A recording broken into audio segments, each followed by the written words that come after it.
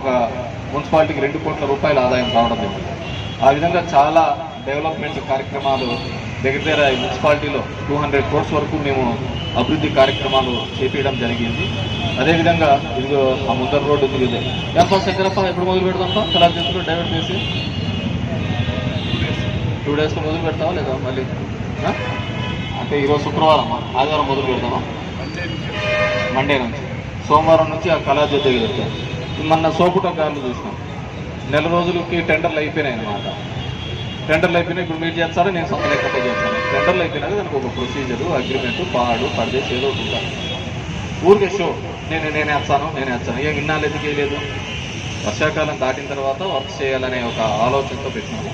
Tender ప్రక్రియ అనేది ఒకటి ఉంటుంది. 4 కోట్ల రూపాయలతో ఒక వర్క్ వస్తున్నప్పుడు 4 కోట్లతో చేస్తున్నాం కాబట్టి సోమవారం నుంచి కూడా రోడ్డు పనులు కూడా మొదలైతాయి. ముఖ్యంగా ఫస్ట్ కళాజ్యోతి దగ్గర, మార్కెట్ దగ్గర, అదేవిధంగా పుట్టపర్తి రోడ్లో సాయిబాబు టీవీఎస్ షోరూమ్ దగ్గర ఎక్కడైతే బాగా డ్యామేజ్ ఉందో అక్కడ సీసీ వేస్తారు, మిగతాదంతా కూడా బీటీ వేస్తారు.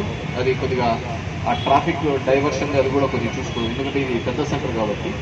సిఏ గారు అది సోమవారం నుంచి ఆ కళాజ్యోతి దగ్గర, అంబేద్కర్ విగ్రహం దగ్గర మారుతుంది, రోడ్డు వర్క్ స్టార్ట్ అవుతుంది.